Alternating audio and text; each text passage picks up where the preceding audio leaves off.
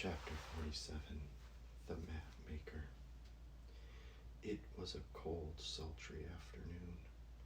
The seamen were lazily lounging about the decks, or vacantly glazing over into the lead-colored waters. Queequeg and I were mildly employed, weaving what is called a sword mat for an additional lashing to our boat. So still and subdued and yet somehow preluding was all the scene, and such an incantation of reverie lurked in the air, that each silent sailor seemed resolved into his own invisible self.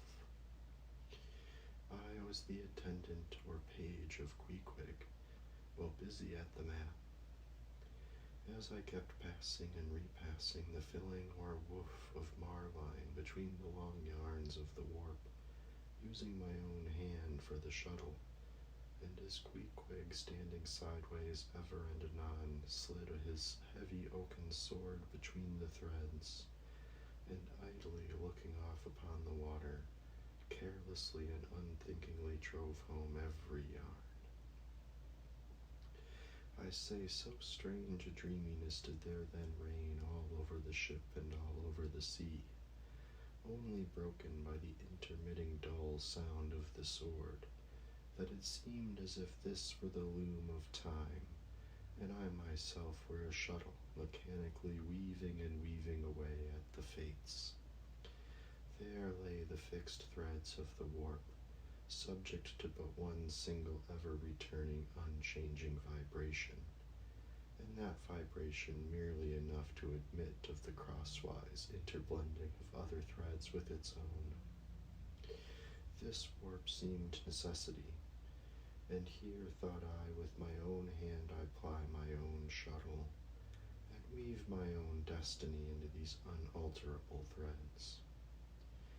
Meantime, Queequeg's impulsive, indifferent sword, sometimes hitting the woof slantingly or crookedly or strongly or weakly as the case may be, and by this difference in the concluding blow producing a corresponding contrast in the final aspect of the completed fabric. This savage's sword, thought I, which thus finally shapes and fashions both warp and woof, this easy, indifferent sword must be chance. Aye, chance, free will, and necessity, nowise incompatible, all interweavingly working together. The straight warp of necessity, not to be swerved from its ultimate course, its every alternating vibration indeed only tending to that.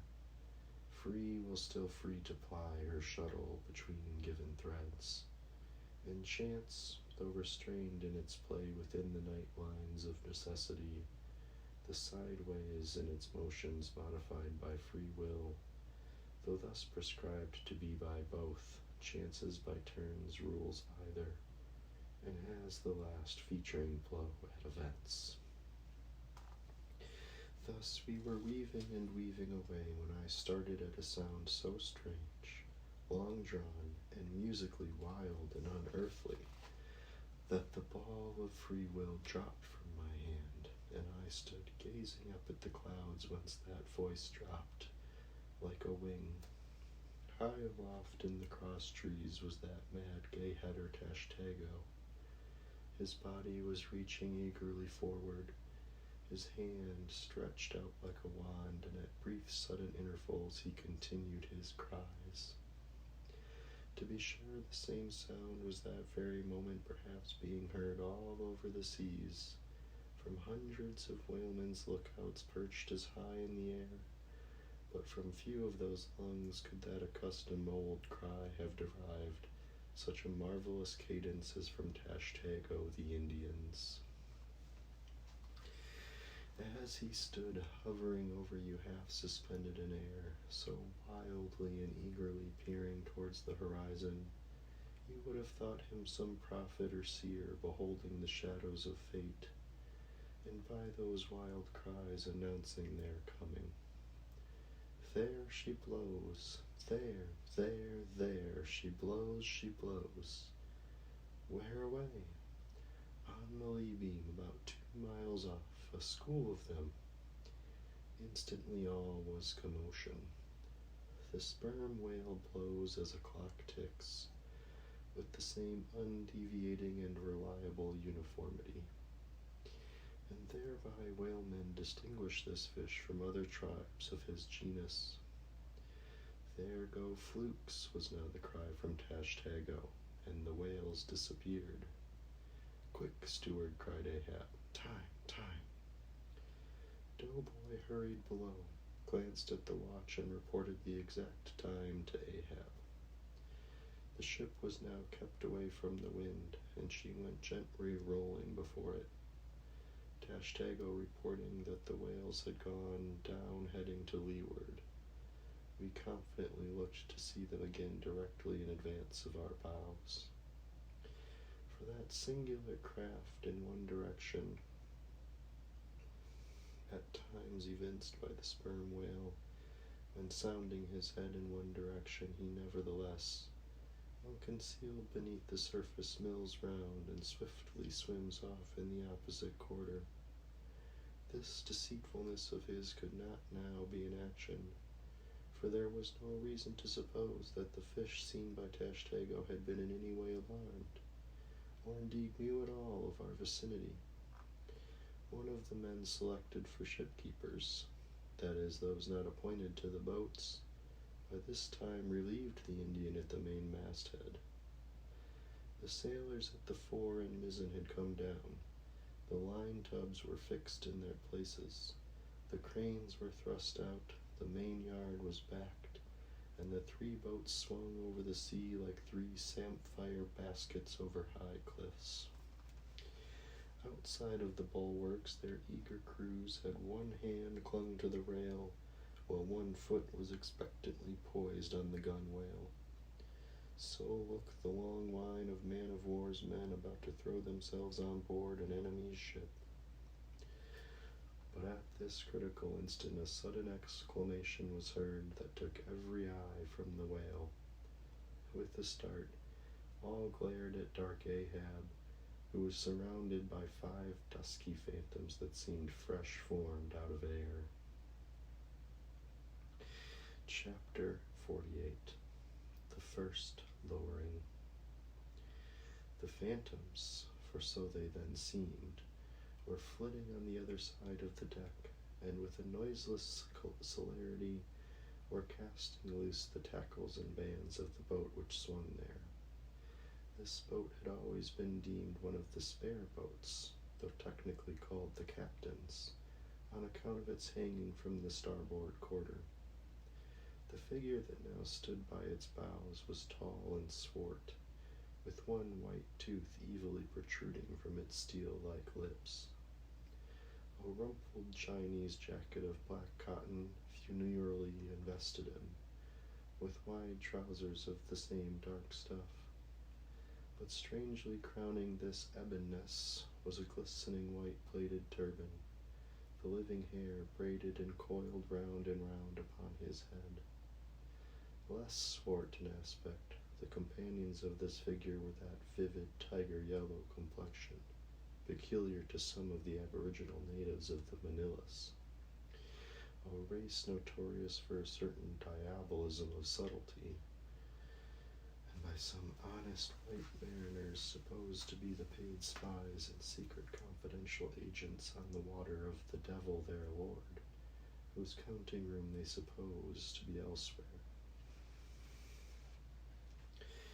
While yet wandering, the ship's company were gazing upon these strangers. Ahab cried out to the white-turbaned old man at their head, "All ready there, Fedallah?" "Ready," was the half-hissed reply.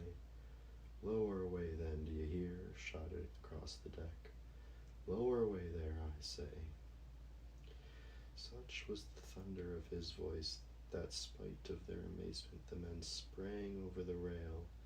The sheaves whirled round in the blocks. With a wallow, the 3 boats dropped into the sea, while with a dexterous, off-handed daring unknown in any other vocation, the sailors goat-like leaped down the rolling ship's side into the tossed boats below. Hardly had they pulled out from under the ship's lee when a fourth keel, coming from the windward side, pulled round under the stern, and showed the 5 strangers rowing Ahab, who, standing erect in the stern, loudly hailed Starbuck, Stubb, and Flask, to spread themselves widely so as to cover a large expanse of water. But with all their eyes again riveted upon the swart Fedallah and his crew, the inmates of the other boats obeyed not the command. "Captain Ahab," said Starbuck. "Spread yourselves," cried Ahab. "Give way all 4 boats. Thou, Flask, pull out more to leeward." "Aye, aye, sir," cheerily cried little King Post, sweeping round his great steering oar. "Lay back," addressing his crew. "There again. There she blows right ahead, boys. Lay back. Never heed yonder yellow boys, Archie." "Oh, I don't mind 'em, sir," said Archie. "I knew it all before now. Didn't I hear 'em in the hold? And didn't I tell Cabico here of it? What say ye, Cabico? They are stowaways, Mr. Flask." "Pull, pull, my fine hearts alive. Pull, my children, pull, my little ones," drawlingly and soothingly sighed Stubb to his crew, some of whom still showed signs of uneasiness. "Why don't you break your backbones, my boys? What is it you stare at? Those chaps in yonder boat? Tut! They are only 5 more hands come to help us. Never mind from where, the more the merrier. Pull then, do pull. Never mind the brimstone. Devils are good fellows enough. So there you are now. That's the stroke for 1,000 pounds. That's the stroke to sweep the stakes. Hurrah for the gold cup of sperm oil, my heroes. 3 cheers, men, all hearts alive. Easy, easy, don't be in a hurry, don't be in a hurry. Why don't you snap your oars, you rascals? Bite something, you dogs. So then. Softly, softly, that's it, long and strong. Give way there, give way. The devil fetch ye ragamuffin rapscallions, ye are all asleep. Stop snoring, ye sleepers, and pull. Pull, will ya? Pull, why don't ya? Pull, won't ya?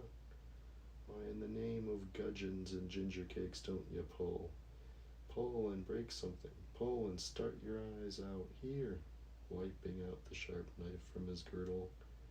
Every mother's son of ye draw this knife, and pull with the blade between his teeth. That's it. Now you do something. That looks like it, my steel bits. Starter, my silver spoons. Starter, marling spikes. Stubbs' exordium to his crew was given here at large because he had rather a peculiar way of talking to them in general, and especially in inculcating the religion of rowing. But you must not suppose from this specimen of his sermonizings that he ever flew into downright passions with his congregation. Not at all, and therein consisted his chief peculiarity. He would say the most terrific things to his crew in a tone so strangely compounded of fun and fury, and the fury seemed so calculated merely as a spice to the fun, that no oarsman could hear such queer invocations without pulling for dear life, and yet pulling for the mere joke of the thing.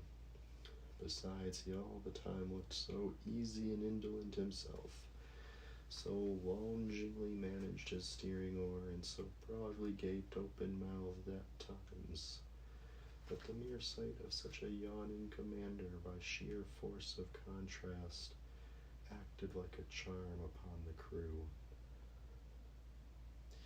Then again, Stubb was one of those odd sort of humorists, whose jollity is sometimes so curiously ambiguous as to put all inferiors on their guard in the matter of obeying them.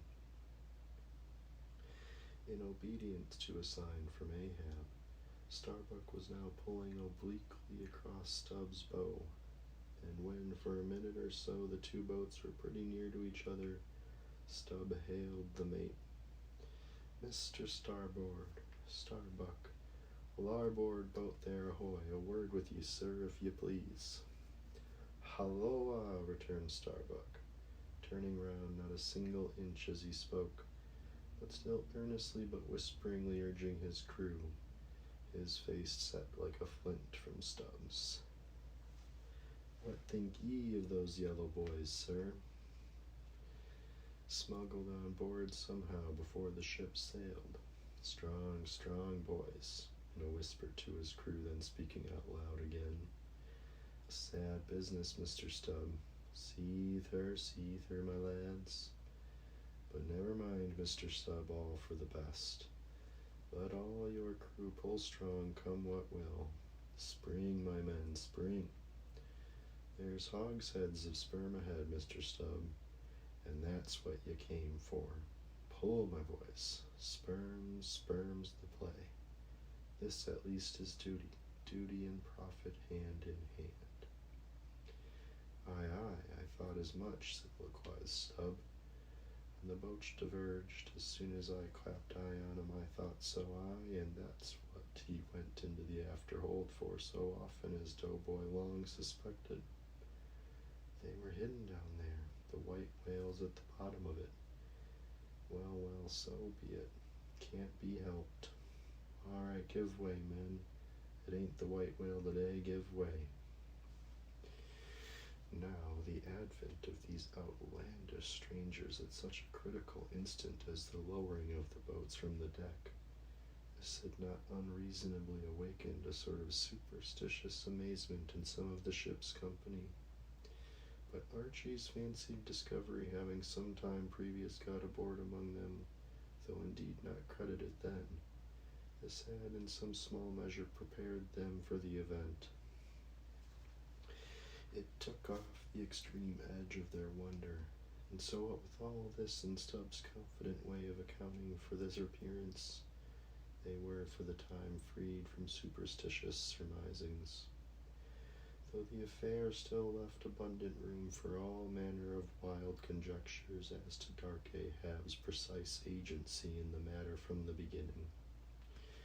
For me, I silently recalled the mysterious shadows I had seen creeping on board the Pequod during the dim Nantucket dawn, as well as the enigmatical hintings of the unaccountable Elijah. Meantime, Ahab, just out of hearing of his officers, having sighted the furthest to windward, was still ranging ahead of the other boats, a circumstance bespeaking how potent a crew was pulling him. Those tiger-yellow creatures of his seemed all steel and whalebone. Like 5 trip hammers they rose and fell with regular strokes, of strength which periodically started the boat along the water, like a horizontal burst boiler out of a Mississippi steamer. As for Fadala, who was seen pulling the harpooner oar, he had thrown aside his black jacket and displayed his naked chest with the whole part of his body above the gunwale, clearly cut against the alternating depressions of the watery horizon, while at the other end of the boat Ahab, with one arm like a fencer's, thrown half backward into the air as if to counterbalance any tendency to trip, Ahab was seen steadily managing his steering oar as in 1,000 boat lowerings ere the white whale had torn him. All at once the outstretched arm gave a peculiar motion, and then remained fixed while the boat's 5 oars were seen simultaneously peaked. Boat and crew sat motionless on the sea. Instantly the 3 spread boats in the rear paused on their way. The whales had irregularly settled bodily down into the blue, thus giving no distantly discernible token of the movement, though from his closer vicinity Ahab had absorbed it. Every man look out along his oar, cried Starbuck. Thou, Queequeg, stand up. Nimbly springing upon the triangular raised box in the bow, the savage stood erect there and with intensely eager eyes gazed off towards the spot where the chase had last been descried.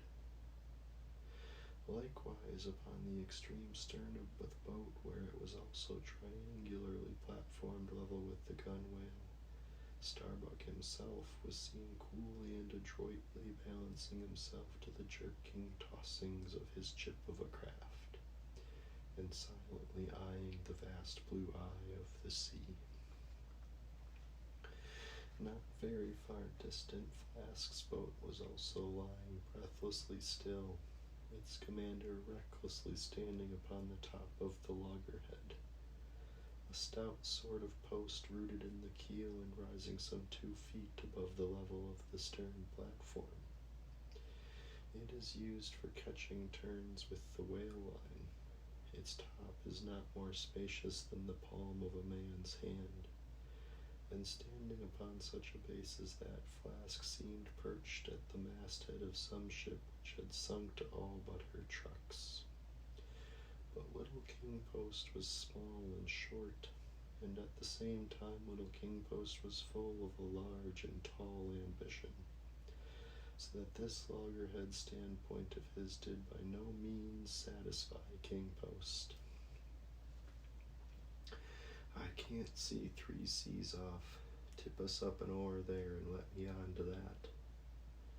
Upon this, Daggoo, with either hand upon the gunwale to steady his way, swiftly slid aft and then erecting himself volunteered his lofty shoulders for a pedestal. "Good a masthead as any, sir. Will you mount?" "That I will, and thank you very much, my fine fellow. Only I wish you 50 feet taller."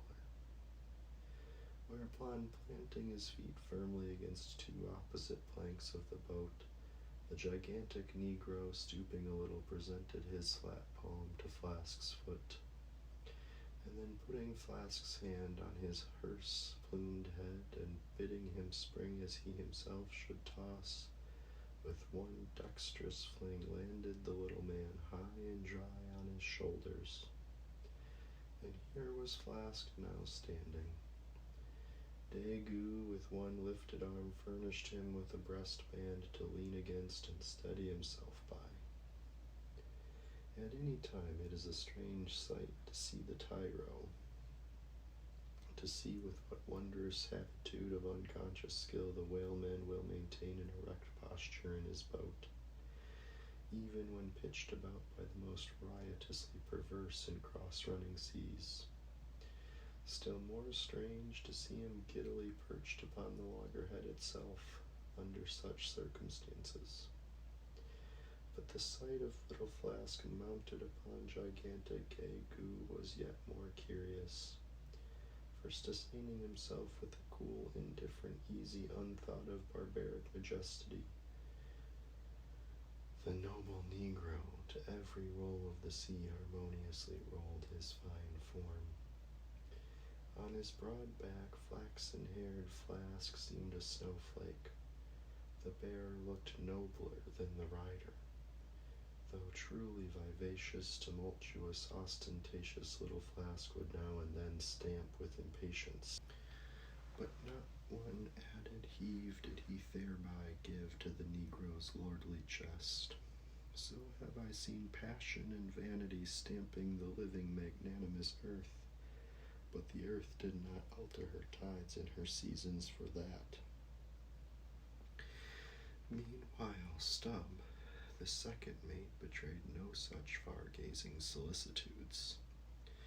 The whales have made one of their regular soundings, not a temporary dive from mere fright, and if that were the case, Stubb, as his wont in such cases it seems, was resolved to solace the languishing interval with his pipe.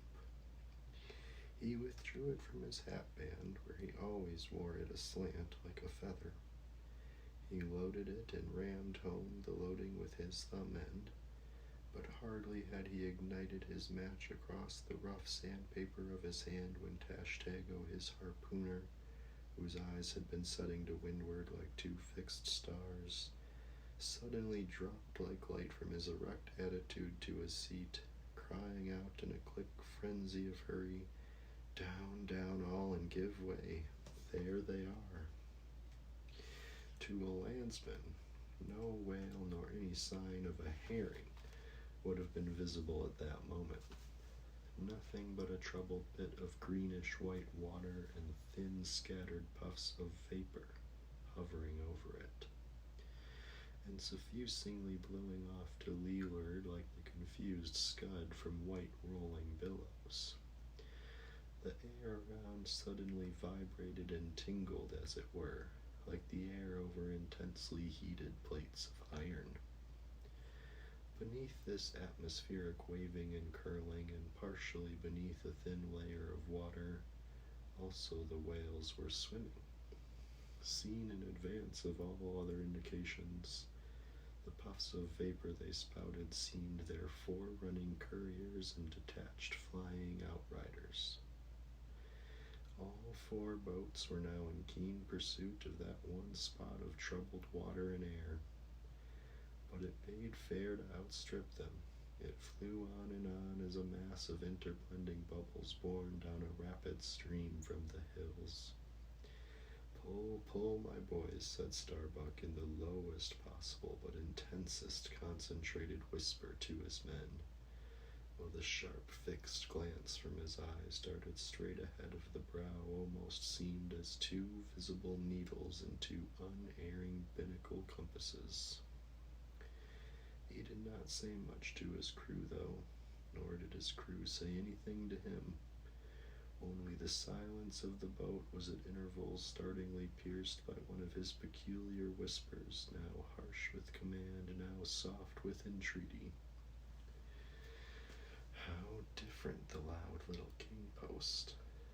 "Sing out and say something, my hearties. Roar and pull, my thunderbolts. Beach me on their black backs, boys. Only do that for me, and I'll sign over to you my Martha's Vineyard plantation, boys, including wife and children, boys.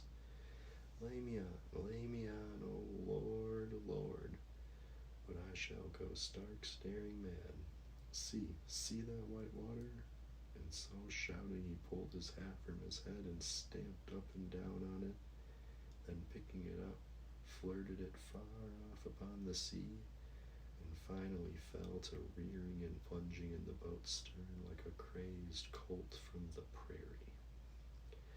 "Look at that chap now," philosophically drawled Stubb, who with his unlighted short pipe mechanically retained between his teeth at a short distance followed after.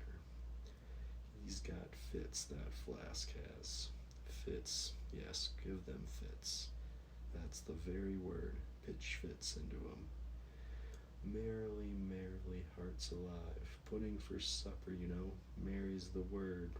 Pull, babes, pull, sucklings, pull all.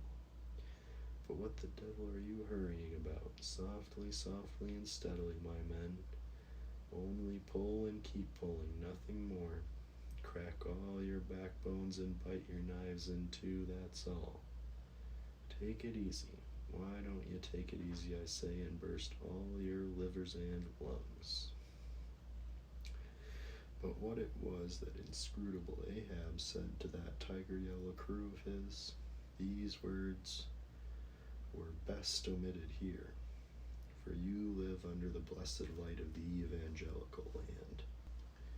Only the infidel sharks in the audacious seas may give ear to such words, when with tornado brow and eyes of red murder and foam-glued lips, Ahab leaped after his prey.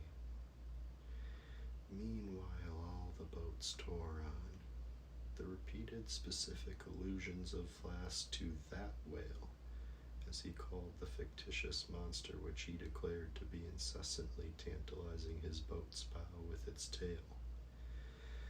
These illusions of his were at times so vivid and lifelike that they would cause some one or two of his men to snatch a fearful look over the shoulder. But this was against all rule, for the oarsmen must put out their eyes and ram a skewer through their necks, usage pronouncing that they must have no organs but ears and no limbs but arms in these critical moments. It was a sight full of quick wonder and awe, the vast swells of the omnipotent sea, the surging hollow roar they made as they rolled along the 8-gun whales like gigantic bowls in a boundless bowling green.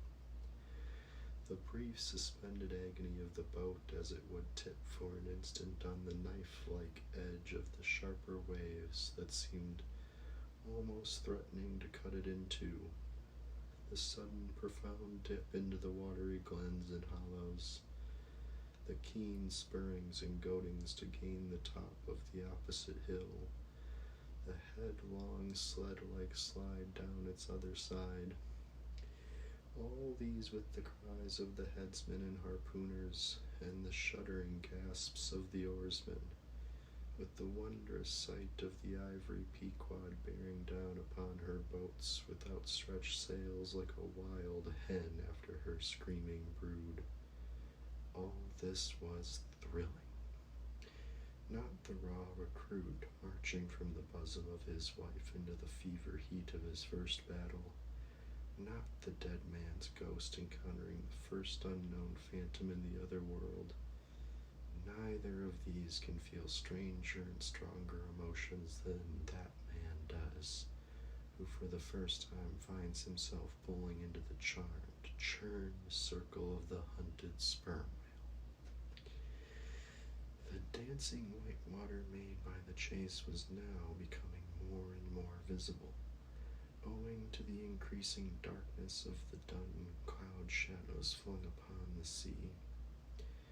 The jets of vapor no longer blended, but tilted everywhere to right and left.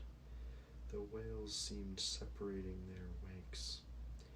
The boats were pulled more apart, Starbuck giving chase to 3 whales running dead to leeward.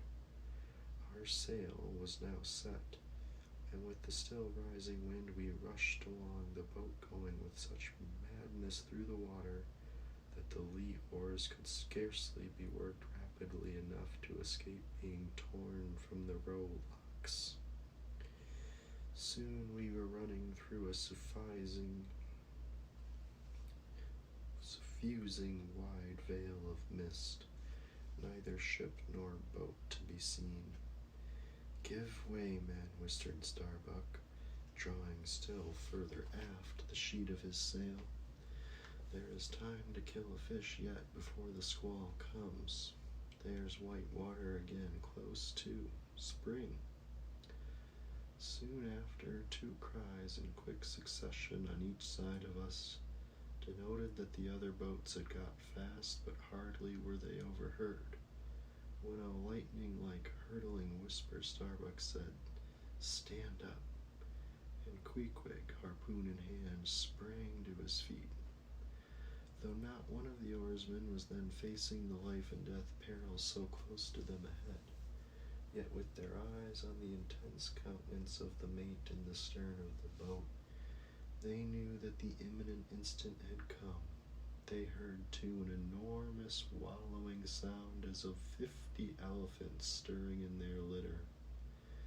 Meanwhile, the boat was still booming through the mist, the waves curling and hissing around us like the erected crests of enraged serpents. "That's his hump, there, give it to him," whispered Starbuck. A short, rushing sound leaped out of the boat. It was the darted iron of Queequeg. Then all in one welded commotion came an invisible push from astern, while forward the boat seemed striking on a ledge. The sail collapsed and exploded. A gush of scalding vapor shot up nearby. Something rolled and tumbled like an earthquake beneath us.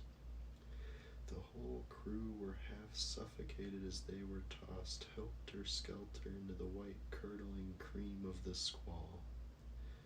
Squall, whale, and harpoon had all blended together, and the whale merely grazed by the iron. escaped. Though completely swamped, the boat was nearly unharmed. Swimming round it, we picked up the floating oars and, lashing them across the gunwale, tumbled back to our places. There we sat up to our knees in the sea, the water covering every rib and plank so that to our downward gazing eyes the suspended craft seemed a coral boat grown up to his from the bottom of the ocean. The wind increased to a howl. The waves dashed their bucklers together. The whole squall roared, forked, and crackled around us like a white fire upon the prairie, in which unconsumed we were burning. Immortal in these jaws of death, in vain we hailed the other boats, as well roar to the live coals down the chimney of a flaming furnace as hail those boats in that storm.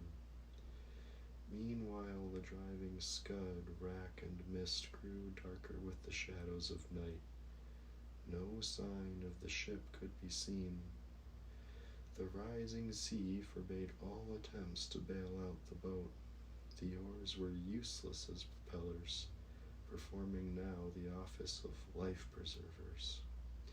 So cutting the lashing of the waterproof match keg, after many failures, Starbuck contrived to ignite the lamp in the lantern, then stretching it on a waif pole, handed it to Queequeg as the standard bearer of this forlorn hope. There then he sat, holding up that imbecile candle in the heart of that almighty forlornness. There then he sat, the sign and symbol of a man without faith, hopelessly holding up hope in the midst of despair. Wet, drenched through and shivering cold, despairing of ship or boat, we lifted up our eyes as the dawn came on. The mist still spread over the sea, the empty lantern light crushed in the bottom of the boat. Suddenly Queequeg started to his feet, hollowing his hand to his ear. We all heard a faint creaking, as of ropes and yards hitherto muffled by the storm. The sound came nearer and nearer.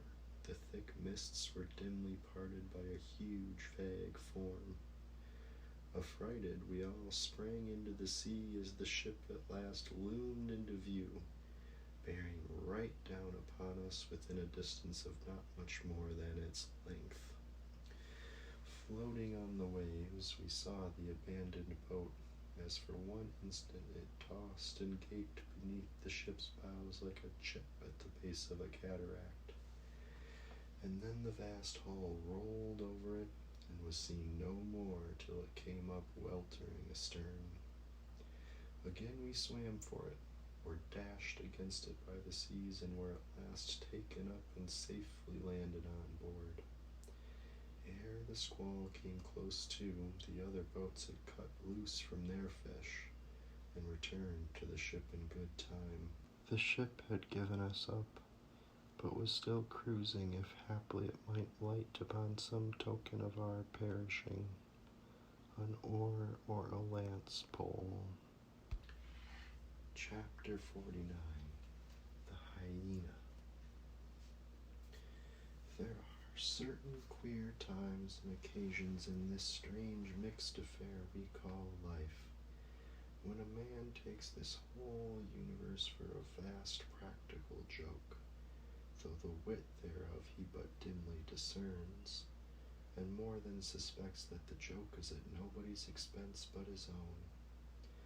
However, nothing dispirits, and nothing seems worthwhile disputing. He bolts down all events, all creeds and beliefs and persuasions, all hard things visible and invisible. Never mind how nobly as an ostrich of potent digestion gobbles down bullets and gun flints. And as for small difficulties and worryings, prospects of sudden disaster, peril of life and limb, all these and death itself seem to him only sly, good-natured hits, and jolly punches in the side bestowed by the unseen and unaccountable old joker. That odd sort of wayward mood I am speaking of comes over a man only in some time of extreme tribulation. It comes in the very midst of his earnestness, so that what just before might have seemed to him a thing most momentous now seems but a part of the general joke. There is nothing like the perils of whaling to breed this free and easy sort of genial desperado philosophy, and with it I now regarded this whole voyage of the Pequod and the great white whale its object. "Queequeg," said I, when they had dragged me, the last man, to the deck, and I was still shaking myself in my jacket to fling off the water. "Queequeg, my fine friend, does this sort of thing often happen?" Without much emotion, though soaked through just like me, he gave me to understand that such things did often happen. "Mr. Stubbs," said I, turning to that worthy who, buttoned up in his oil jacket, was now calmly smoking his pipe in the rain. "Mr. Stubb, I think I have heard you say that of all the whalemen you ever met, our chief mate, Mr. Starbuck, is by far the most careful and prudent. I suppose, then, that going plump on a flying whale with your sail set in a foggy squall is the height of a whaleman's discretion?" "Certain. I've lowered for whales from a leaking ship in a gale off Cape Horn." "Mr. Flask," said I, turning to little King Post, who was standing close by, "you are experienced in these things, and I am not. Will you tell me whether it is an unalterable law in this fishery, Mr. Flask, for an oarsman to break his own back pulling himself back foremost into death's jaws?" "Can't you twist that smaller?" said Flask. That's the law. I should like to see a boat's crew backing water up to the whale face foremost. Ha ha! The whale would give them squint for squint, mind that. Here then, from 3 impartial witnesses, I had a deliberate statement of the entire case. Considering, therefore, that squalls and capsizings in the water and consequent bivouacs on the deep were matters of common occurrence in this kind of life, considering that at the superlatively critical instant of going on to the whale I must resign my life into the hands of him who steered the boat, oftentimes a fellow who at that very moment is in his impetuousness upon the point of scuttling the craft with his own frantic stampings, considering that the particular disaster to our own particular boat was chiefly to be imputed to Starbuck's driving onto his whale almost in the teeth of a squall, and considering that Starbuck, notwithstanding, was famous for his great heedfulness in the fishery, considering that I belonged to this uncommonly prudent Starbuck's boat, and finally considering in what a devil's chase I was implicated, touching the white whale, taking all things together, I say I thought I might as well go below and make a rough draft of my will. "Queequeg," said I, "come along. You shall be my lawyer, executor, and legatee." It may seem strange that of all men sailors should be tinkering at their last wills and testaments, but there are no people in the world more fond of that diversion. This was the 4th time in my nautical life that I had done the same thing. After the ceremony was concluded upon the present occasion, I felt all the easier. A stone was rolled away from my heart. Besides, all the days I should now live would be as good as the days that Lazarus lived after his resurrection. A supplementary clean gain of so many months or weeks as the case might be. I survived myself. My death and burial were locked up in my chest. I looked round me tranquilly and contentedly, like a quiet ghost with a clean conscience sitting inside the bars of a snug family vault. Now then, thought I, unconsciously rolling up the sleeves of my frock, here goes for a cool, collected dive at death and destruction, and the devil fetch the hindmost.